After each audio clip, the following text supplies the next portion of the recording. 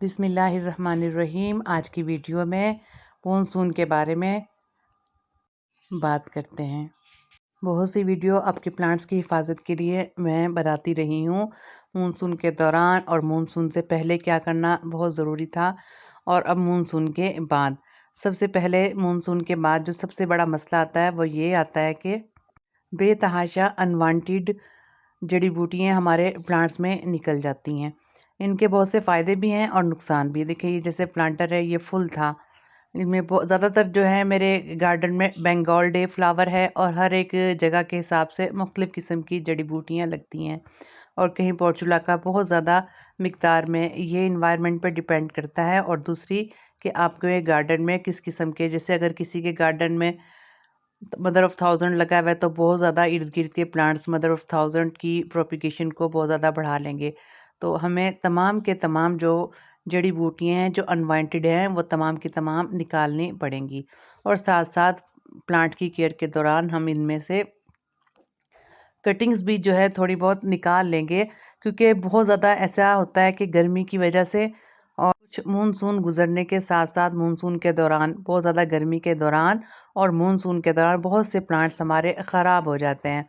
तो ये कटिंग्स ही हैं जो हम अपने प्लांट्स को फिर से कटिंग करके गार्डन में प्लांट्स की मिक़दार को बढ़ाए रख सकते हैं। वरना तो वैरायटी मुसलसल की शदीद गर्मी में मुकम्मल तौर पे ख़त्म हो जाए। साल हर साल प्लांट जो चलते रहते हैं वो कटिंग के थ्रू या फिर बेस से निकलने वाले पप्स की न्यू प्रोपिगेशन के थ्रू ही गार्डन जो है हरा भरा हमारा गार्डन रहता है। माज़रत के साथ थोड़ा कैमरा सेट नहीं है, असल में धूप की वजह से स्क्रीन जो है बिल्कुल भी नज़र नहीं आ रही थी। आज गार्डन में आपको बहुत ज़्यादा मेस जो है क्रिएट हुआ हुआ नज़र आएगा। तो ऐसा होता है, गार्डन के एक आध दिन हमारा ऐसा ज़रूर आता है कि जब हमने थॉरली क्लीनिंग और सेटिंग करनी होती है प्लांट्स की। हमेशा प्लांट जो गार्डन है वो सेट नहीं रहता। तो ये देखें, ये दूसरा प्लांट है, इसके अंदर से भी बंगाल डे फ्लावर और दूसरे जो जड़ी बूटी हैं वो निकाल रही हूँ। अच्छा, इन जड़ी बूटियों का एक सबसे अच्छा फ़ायदा ये होता है कि इनका ग्रोथ रेट फ़ास्ट होता है।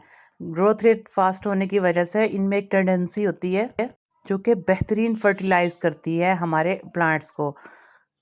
जैसे ये ख़ुद बहुत तेज़ी से ग्रोथ होती हैं, इसी तरीके से इनमें मौजूद केमिकल्स की बनी हुई फर्टिलाइज़र बहुत ज़्यादा जो है हमारे प्लांट्स के लिए बेहतरीन साबित होते हैं।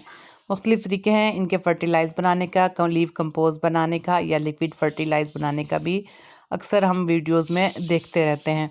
सबसे बेहतरीन तरीका ये है कि या तो इन जो प्लांट्स हैं हमारे प्लांट्स के बेस में ही रॉ जो जड़ी बूटी हैं वो रखकर और मिट्टी की अच्छी सी लेयर जिसमें लीव कंपोस्ट, कोकोपीट अगर पॉसिबल है, गार्डन सोइल और सैंड, यानी कि वेल ड्रेनेज वाला सिस्टम अच्छा सा मिट्टी का बनाकर तैयारशुदा मिट्टी जो है वो आप डाल के उसके अंदर अगर प्लांटेशन करेंगे बहुत ही बेहतरीन साबित होगी। और स्लो रिलीज़र फर्टिलाइज़र जो है इसका सिलसिला चलता रहेगा। और अब आने वाली शदीद मौसमों में अगर बेस में एक और कंटेनर भी रखें टेरेस गार्डन की सूरत में, तो फर्टिलाइज़ हुआ हुआ पानी ड्रेन आउट होकर नीचे वाले कंटेनर में ही जमा होता रहेगा, जिसको आप एज अ फर्टिलाइज़र यूज़ कर सकते हैं और आपके टेरेस भी जो है मैस क्रिएट होने से बचा रहेगा। ये साथ साथ मैं प्लांट्स की तराश कर रही हूँ जो जड़ी बूटियाँ और सकुलेंट्स की सूरत में मैं साथ साथ इनकी लीव्स निकाल दूँगी। मज़ीद अगर एक आध बारिश होगी तो इन तमाम लीव्स में ज़रूर जो है जो लीव के थ्रू प्रोपिगेशन होने वाले सकुलेंट्स हैं अच्छी सी प्रोपिगेशन हो जाएंगी। और जो हमारे सकुलेंट्स गर्मी में ख़राब हुए हैं, बड़े बड़े कंटेनर्स, बड़ी बड़ी कॉलोनीज़ जो ख़त्म हुई हैं, फिर से एक सिलसिला लीव के थ्रू प्रोपिगेशन के थ्रू चल जाएगा। और इसी तरीके से टर्टल वाइन के जितने भी प्लांटर्स हैं उनको भी मैंने नीट किया।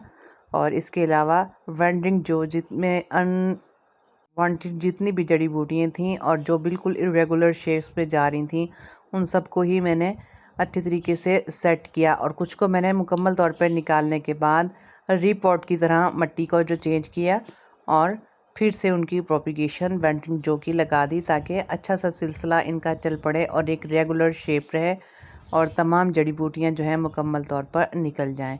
इस तरीके से तकरीबन मैंने इंडिविजुअली तकरीबन हर प्लांट को अलग अलग से तवज्जो से देखा। ताकि आने वाले मौसमों में हमारा जो गार्डन है मुकम्मल तौर पे बाहिफाजत रहे और बेहतरीन जो है प्लांटेशन मुमकिन रहे गार्डन में। ये तमाम सिलसिले गार्डनर के लिए चलते रहते हैं। गार्डनिंग का काम मुसलसल ही चलता रहता है, तभी जाके हम इस काबिल होते हैं कि एक अच्छे से गार्डन में अपने आप को खुश देख सकें। ये पौधे बिल्कुल बच्चों की तरह होते हैं। इनके अंदर सर्दी, गर्मी, बरसात, हर तरह से हर मौसम में नए नए सिलसिले चलते ही रहते हैं और बहुत सी मुश्किलात भी आती हैं। कभी मौसम की शिद्दतें आ जाती हैं, कभी गर्मी में काम करना मुश्किल हो जाता है, कभी कोई प्लांट टूट जाता है, कभी किसी को ओवर वाटरिंग बारिश में लग जाती है, कभी कोई बारिश में ना रहे और अलग जगह पे रखा जाए जिसको बारिश का पानी ना मिले। बहुत सारे मसले मसाइल गार्डन में चलते रहते हैं। इन तमाम बातों के साथ ही गार्डनिंग चलती है और आखिर में ये तमाम थकावट ख़त्म हो जाती है जब हम एक बहुत ही खूबसूरत लहलहाता हुआ प्लांट जिसको हमने अपने हाथों से लगाया हुआ है हेल्दी शक्ल में देखते हैं। अब जनाब ये भी बिल्कुल इसी तरह टर्टल वाइन की भी, और इनमें एरियल रूट्स अच्छी खासी आ रही है।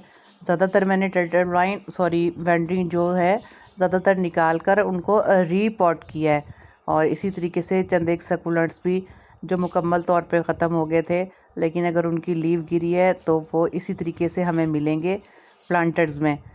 और वैरायटी मुकम्मल तौर पे ख़त्म हो जाने के बाद एक छोटी सी लीव जो है अगर हमें मिलती है जिसमें प्रोपिगेशन हुई हुई है, जर्मिनेशन हुई हुई है, तो वही हमारी खुशी होगी और वही फ़ायदा होगा हमें। इस तरीके से तमाम प्लांट्स को देखने का। और साथ साथ मैं जो है कटिंग भी लगा रही हूँ। ये भी बहुत प्यारी सी वैरायटी थी क्लंचू की, और क्लंचू तो वैसे हार्डी प्लांट रहा है साबित, लेकिन ये कम ही मिकदार में मेरे पास वैरायटी थी। बहुत ज़्यादा ग्रोथ रेट नहीं रहा इस वैरायटी का और इसलिए मैंने इसकी भी कटिंग जो है सेव कर ली। मानसून में इसकी जो है ग्रोथ रेट थोड़ा बेहतर हुआ था। इस तरीके से एरियल रूट्स जो हैं वो वाली मैंने तमाम की तमाम ब्रांडिंग जो पहले से निकाल कर नई सी प्रोपिगेट कर दी है ताकि बेहतरीन और हेल्दी लुक रहे ब्रांडिंग जो का। और कटिंग्स भी ज़्यादातर जो है प्लांटर में मैं जगह नहीं छोड़ती, कई एक प्लांट्स जो हैं लगाती रहती हूँ और साथ साथ पानी भी दे रही हूँ जिन प्लांट्स को इरिगेशन की ज़रूरत है। और जो लीव के थ्रू प्रोपिगेट हो रही हैं उनकी लीव्स भी साथ साथ लगा रही हूँ। और इसी तरीके से ये एक बहुत ही प्यारा सा कैक्टस था और आप देख सकते हैं कि इसमें कितनी भरमार है। बंगाल डे फ्लावर भी है और भी बहुत सी जड़ी बूटियाँ इसमें लगी हुई हैं, और कुछ जड़ी बूटियाँ तो हाथ से निकालना भी बड़ी मुश्किल होती हैं। तो कोशिश ये करती हूँ कि काम जल्दी जल्दी ख़त्म करना होता है, ज़्यादातर मैं काट भी लेती हूँ और या पूरी कोशिश करती हूँ कि अगर काटने के बाद भी अच्छी तरीके से ना सेट हो रही हों तो फिर कोई ना कोई हल इनका निकालना पड़ता है। कुछ जो है जड़ी बूटियाँ ऐसी होती हैं जिनको प्लांट से निकालना अच्छा खासा मुश्किल हो जाता है और कुछ बहुत सॉफ्ट सी होती हैं, उनको सिर्फ पुल करने से ही मुकम्मल तौर पर निकल जाती हैं। बहरहाल अभी सीज़र की मदद से ही इसको निकालने की कोशिश करूँगी और साथ साथ थोड़ी सी गुड़ाई भी हो जाएगी। इसमें भी एक अच्छी सी पहले मैंने कोशिश ये की है कि इसके ऊपर ही मिट्टी डाल दूँ, लेकिन ये फिर थोड़ा सेट नहीं थी। और इस कैक्टस में भी एक नए बहुत अच्छे से पप की जो है ग्रोथ हो गई है। इस पप को भी अलहदा कर मैं अच्छे मौसम का फ़ायदा उठाते हुए साथ ही प्लांटेशन इसकी मज़ीद कर दूँगी। इस तरीके से ये कैक्टस जो है दिसंबर में मैंने लगाया था तो एज़ इट इज़ ही था, ना ये मरा है और ना ही इसका ग्रोथ रेट बढ़ा है। जुलाई में इसका ये पप निकला है तो अब ये 1 से 2 प्लांट बने हैं। इस तरीके से करते हुए हम अपनी प्लांटेशन को एक्सटेंड करते चले जाते हैं और इजीली हमें जो है प्लांटेशन एक प्लांट से 2 प्लांट और इसी तरह 3 से 4 और ढेरों ढेर प्लांट्स हमारे बनते चले जाते हैं। ये सबसे अच्छा कुदरत का सिलसिला है कि प्रोपिगेशन का सिलसिला चलता रहे तो प्लांटेशन दुनिया में कायम और दायम रहती है। और इंसानों की तरह बहुत से प्लांट भी अपनी ज़िंदगी पूरी कर हमारी दुनिया से जाते रहते हैं और इसी तरीके से सिलसिला दुनिया का चलता रहता है। और प्लांटेशन की भी एक अलग दुनिया है, जो प्लांट्स कुछ नए और कुछ पुराने, कुछ नए लगते हैं और पुराने ख़त्म होते चले जाते हैं। ये देखें बहुत ही खूबसूरत जो है एक पप जो है मैं निकाल कर इसी इसी के अंदर लगा दूंगी। और इस तरीके से ये बहुत ही खूबसूरत जो है प्लांटेशन इस कैक्टस की हमारे गार्डन में ऐड हो जाएगी। बहुत ही आसानी के साथ जो है इसकी बिल्कुल बेस से मैं लूँगी। नई ग्रोथ हुआ हुआ पप और अच्छा खासा हेल्दी है।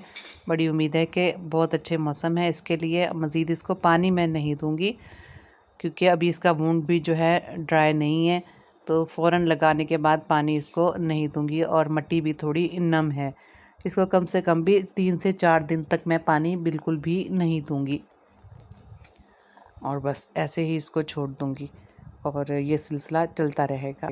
अपना और अपने प्यारों का ख्याल रखिएगा। इसके साथ ही इजाज़त चाहती हूँ। अल्लाह हाफिज़।